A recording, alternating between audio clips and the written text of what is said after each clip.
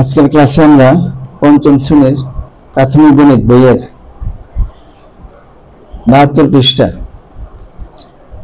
পৃষ্ঠার ভাগ করা থেকে শুরু করব। 6 নম্বরের ভাগ করা অঙ্কগুলি করব। এখানে 1 থেকে 8 পর্যন্ত 8টি অঙ্ক আছে।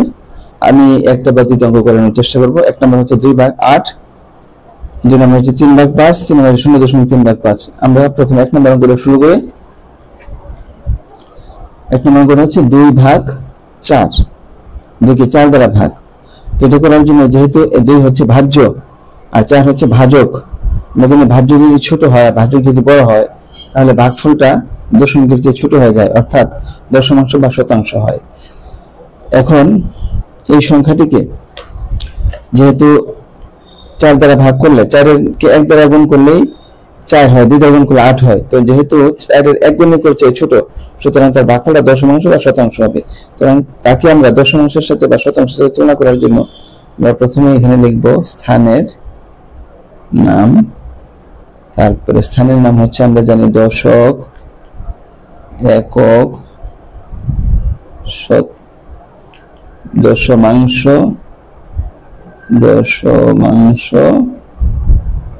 এবং শতাংশ।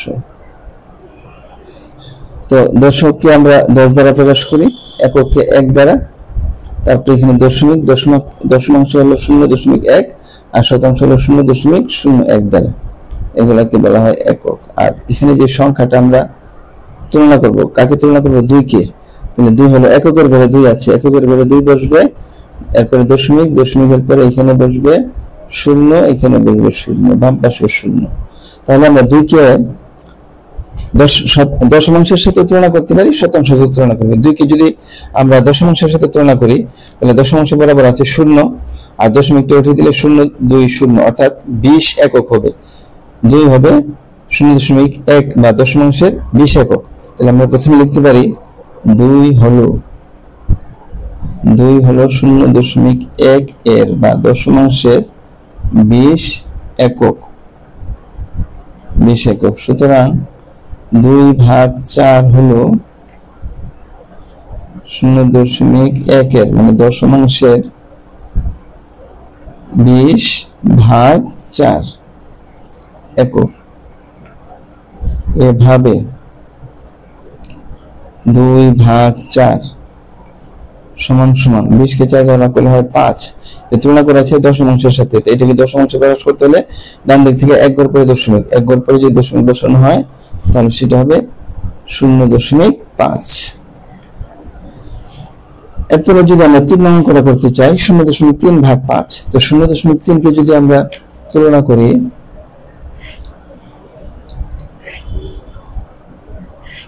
তো 0.3 কে তুলনা করলে হয় 0.3 হলো স্থানের নাম। স্থানের নাম হচ্ছে আমরা জানি দশক, তারপরে হচ্ছে একক, দশমাংশ এবং শতাংশ। এরপরে না দিলেও চলবে, দশক, একক, দশমাংশ এবং শতাংশ। এখানে বলবে একক গুলা আমরা জানি দশকের বরাবর বসে 10, এককের ঘরে 1, তারপরে দশমাংশের ঘরে 0.1 এবং শতাংশ 0.01। এখন কোন সংখ্যাটাকে আমরা তুলনা করব? সংখ্যাটা হচ্ছে 0.3।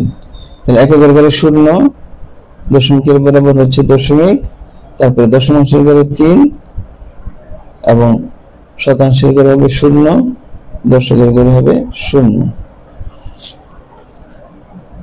এই সংখ্যাটাকে এখন আমরা 0.3 কে দশমাংশের সাথে তুলনা করা যায়, শতাংশের সাথে তুলনা করা যায়। তবে সে যেহেতু তার নিজের এই সংখ্যাটির মধ্যে দশমাংশ পর্যন্ত আছে, তাকে আমরা 1 ঘর ডান দিকের অর্থাৎ শতাংশের সাথে তুলনা করব।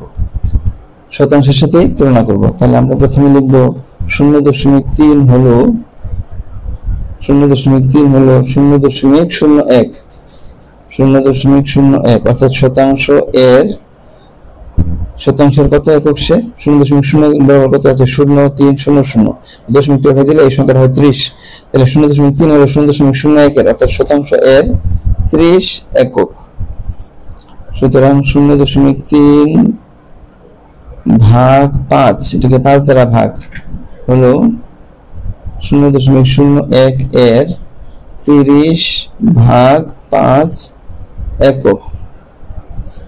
সুতরাং এভাবে 0.3 ভাগ 5, 30 কে 5 দ্বারা ভাগ করলে হয় 6।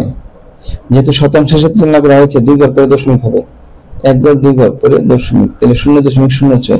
সুতরাং ভাগফল হবে 0.06। আশা করি সবাই বুঝতে পেরেছ। পরবর্তী অঙ্কগুলি তোমরা এইভাবে চেষ্টা করবে। যদি কোনো অঙ্ক করতে না পারো আমাকে কমেন্টে জানাবে, আমি ইনশাআল্লাহ সমাধান করে দেওয়ার চেষ্টা করব। সবাইকে ধন্যবাদ।